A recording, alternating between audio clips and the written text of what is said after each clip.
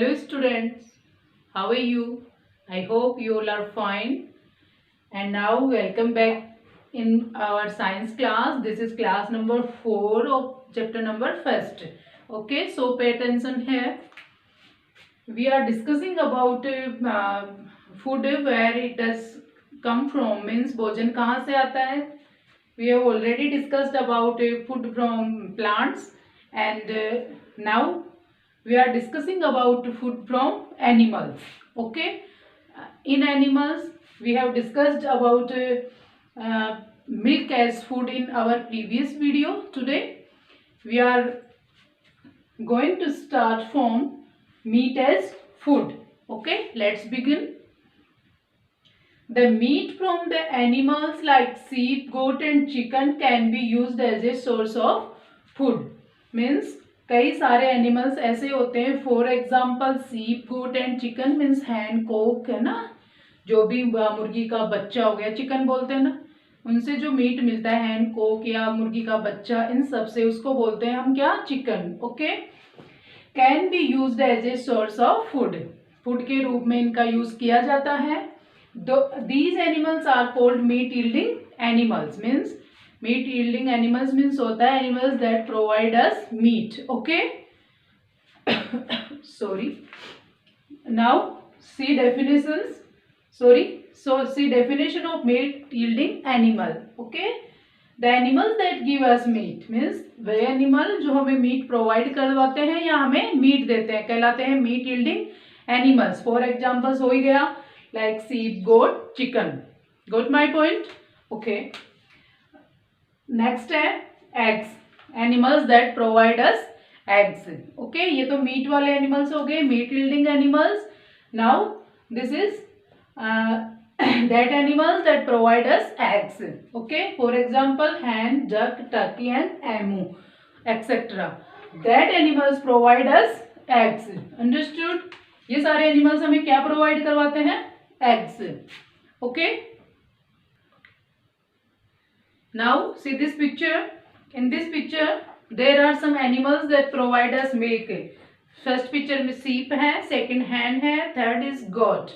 Okay, and जो animals हमें egg provide करवाते हैं, hen, duck, turkey and emu, these are domesticated in the poultry farms for the collection for their eggs and meat. Poultry farms में इनको पाला जाता है. जितने भी बर्ड्स हमें क्या प्रोवाइड करवाते हैं, एग्स प्रोवाइड करवाते हैं. Now next topic is fish as food. Means fish का use as a food. Okay, people in most part of India, mostly in coastal region. Coastal regions में होता है बेटा समुद्री इलाका या समुद्री क्षेत्र.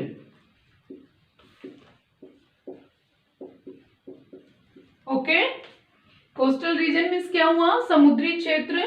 Use fish and other aquatic animals. Aquatic animals पता है आपको, animals that live in water. ठीक है,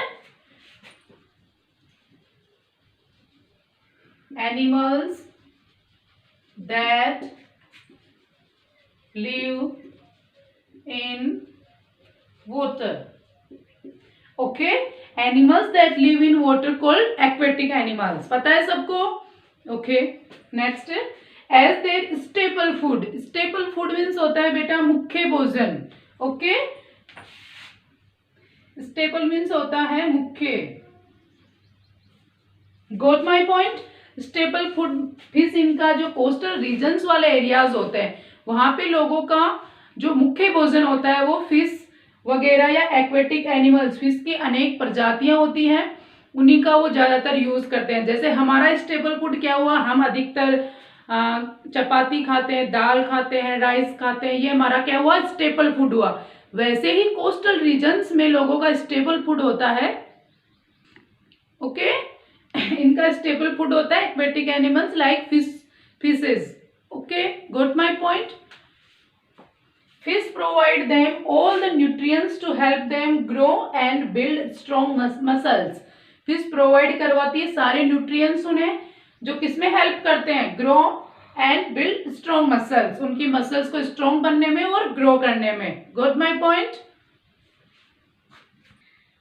There are a variety of fish species. Fish is also found in fresh water like river, ponds and lakes. Crabs, shrimps and prawns are other examples of seafood that we eat. Okay, now see this picture. Fish, crab, prawn and shrimps means we can say in Hindi shrimps झींगा, prawn means भी झींगा मछली, crab means केकड़ा, fish means मछली होती है. Understood everybody? Okay. Now next food item, honey as food. Okay, let's see. Honey as food. Food के रूप में honey का use. It is a sweet tasting liquid made by honey bees. ये एक मीठा लिक्विड होता है जिसका टेस्ट कैसा होता है? मीठा. किसके द्वारा बनाया गया, प्रिपेयर किया गया होता है ये? honey bees. They suck the nectar from flowers and convert the nectar into honey and store it as a food.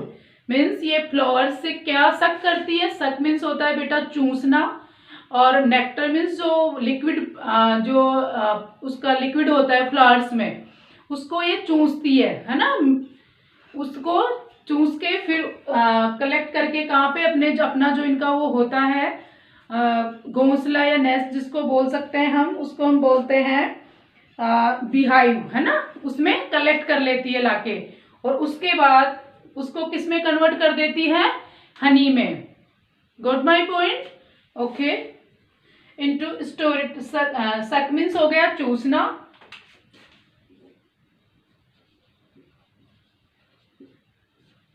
The nectar जो फूलों में जो लिक्विड उसका पार्ट होता है एक फ्लावर में, उसको है ना, from flowers and converted the nectar into honey and store it as a food. As a food के रूप में इसको स्टोर कर लेती है. ओके.